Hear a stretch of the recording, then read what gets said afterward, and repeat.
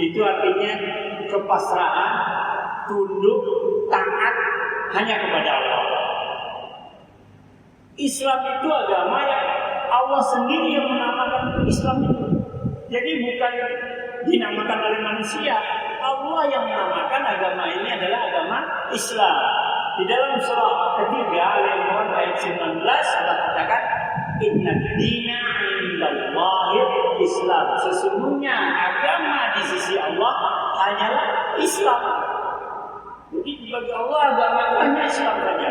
Dan seluruhnya para nabi dan rasul itu menyampaikan kalimat tauhid, semuanya menyampaikan la ilaha illallah, tiada Tuhan selain Allah. Kalau kita lihat, kita cari di Google atau kita browsing apa Islam itu, jawab Islam itu agama yang ada dari para nabi ya, turun temurun sampai kepada Nabi Muhammad. Bahkan ada yang jawabannya agama itu yang disampaikan oleh Nabi Muhammad. Jadi hanya Nabi Muhammad.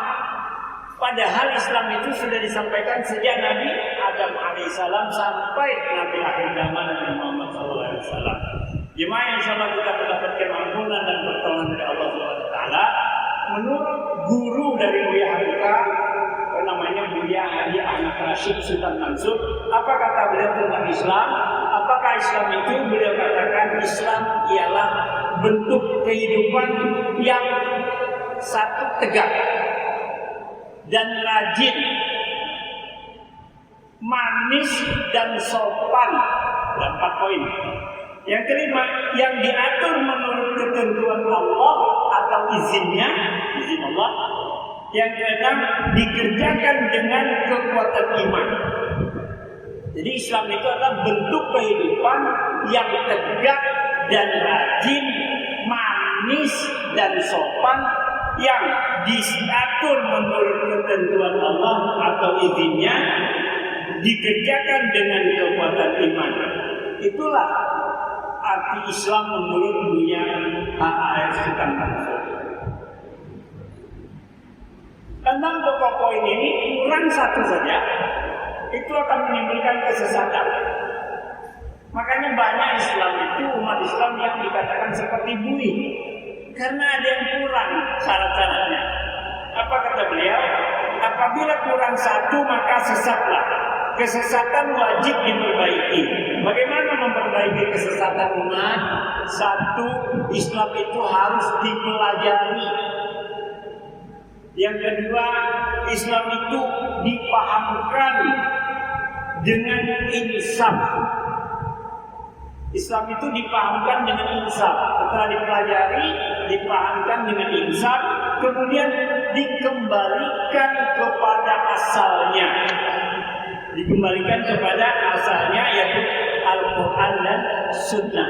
Kembali ke sumber intinya. Maka sekarang banyak orang memberi label di belakang Islam. Ada yang bilang Islam murni, ada yang bilang Islam jamaah, ada yang bilang Islam nusantara, ada ditambah sesuatu di belakang Islam. Yang ini tidak ada. Jadi tidak ada itu hanyalah produk dari keinginan manusia, bukan dari Allah SWT. Kalau dari Allah SWT, inna dina indallahil Islam, tidak ada sambungan. Islam saja begitu, tidak pakai embel-embel belakang. Tegak itu artinya kuat dan sehat. Kuat dan sehat. Faqim wajhaka lid-dinan hanifah. Maka tegakkanlah hati dan semangatmu menghadap Islam sepenuhnya. Al-Quran surah Al-Rum ayat 30. Jadi tegakkanlah hatimu untuk menghadap Islam dengan sepenuhnya. Yang kedua adalah rajin. Rajin itu teratur dan rapi. Bahkan ada surat As-Saff, surat yang mengatur barisan. Kita itu mesti teratur dulu, mesti rapi. Bangun tidur, tempat tidur dibersihkan, dirapikan. Pakaian kotor dirapikan. Hidup teratur, ada waktu-waktu tertentu. Ada waktu subuh, zuhur, asar, maghrib, ada ketentuan waktunya. hidup teratur. Kemudian yang ketiga manis. Manis ini menarik hati dan menimbulkan persaudaraan. Nanti akan kita bahas mengenai halawatul iman, kemanisan iman. Bagaimana manisnya iman? Yang keempat, sopan. Sopan artinya beradab. Ada peradaban Islam. Islam itu sopan. Ketika di Madinah, Rasulullah di Madinah yang waktu itu masih Yatsrib, itu banyak orang Yahudi, Nasrani. Itu tidak diperangi, malah diberi baik kehidupan. Justru malah Yahudi dan Nasrani itu yang memerangi Rasulullah, umat Islam pada waktu itu. Maka Islam itu adalah dipelajari. Islam adalah bentuk kehidupan yang tegak, rajin, manis, sopan, yang diatur menurut ketentuan Allah atau izinnya. Maka jika ada perbedaan-perbedaan paham, tanggapan di dalam Islam, maka kembali kepada Al-Quran dan Sunnah. Yang keenam, dikerjakan dengan kekuatan iman.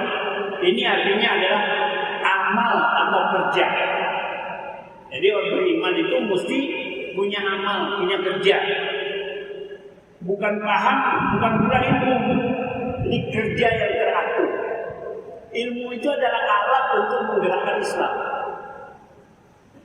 Paham itu adalah alat untuk memurnikan Islam pada paham diri sendiri. Nah, demikianlah insya Allah kita dapat mengambil hikmah pelajaran dari sini. 6 pokok poin tentang apakah itu Islam. Insya Allah pada 2 pekan mendatang kita akan bahas apakah itu Muslim.